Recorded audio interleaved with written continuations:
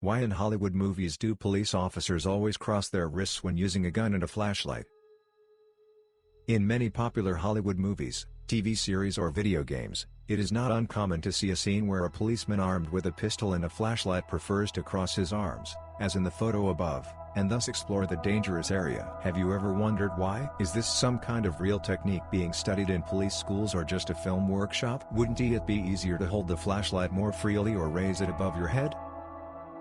Special techniques for shooting in the dark. A frame from the video game Resident Evil 2 Remake. Various studies confirm that in about 70% of cases worldwide, the police use weapons in self-defense in low light conditions, which is why the main combat capture of firearms with both hands is almost impossible. And since many fatal collisions occur at night, it is extremely important for police officers to be able to handle firearms in low light conditions in order to facilitate the detection and identification of a target with a flashlight. This means that the study and active use of various techniques for the most effective use of a pistol and hand flashlights by police officers is commonplace. For the most effective use of a pistol and a flashlight in the world, there are as many as 4 most common methods of shooting: Ayub technique, Rogers technique, Chapman technique and Harris technique.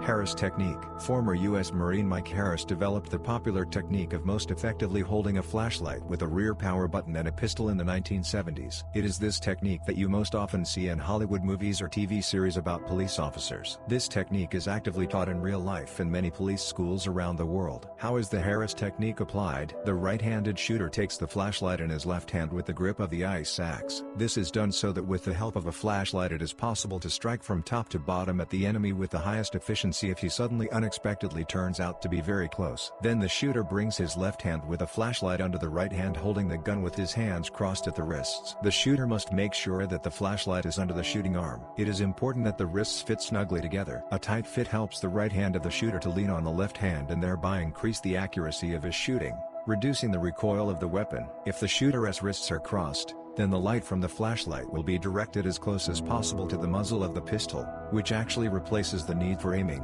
It is enough to keep the direction of the weapon to the light source. Among other things, unidirectional aiming with a flashlight allows you to reduce the time before identifying the enemy and making a decision shot, which in a critical situation can save a life. For example, if a policeman aims with his right hand in one direction, and shines a flashlight in the opposite direction, then noticing the enemy, he may not have time to turn his hand with a weapon on the enemy and fire a shot.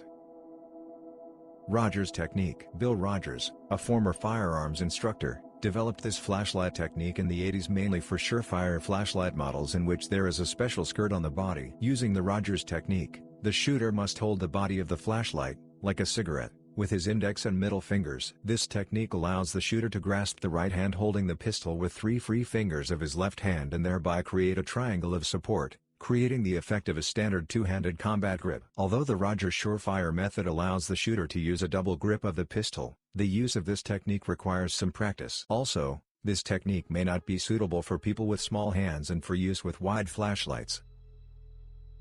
Chapman and Ayub methods. Roy Chapman, the winner of the world's first pistol shooting championship in 1975, developed this technique for holding a pistol and a flashlight with a side power button in his hands. Later, a similar technique was developed by the famous firearms instructor Masoud Ayub. Both grips have the same principle of preserving the triangle of the arrow support while holding the flashlight. In these techniques, a policeman holds a flashlight with a standard grip in his hand and brings it parallel to the gun. This technique also allows the shooter to focus on identifying and capturing the target rather than on how to hold the flashlight. The advantage of this technique is that it is incredibly simple and easy for everyone to master in the shortest possible time. However, the disadvantage is that the recoil of the weapon due to shooting with one hand increases noticeably, which affects accuracy.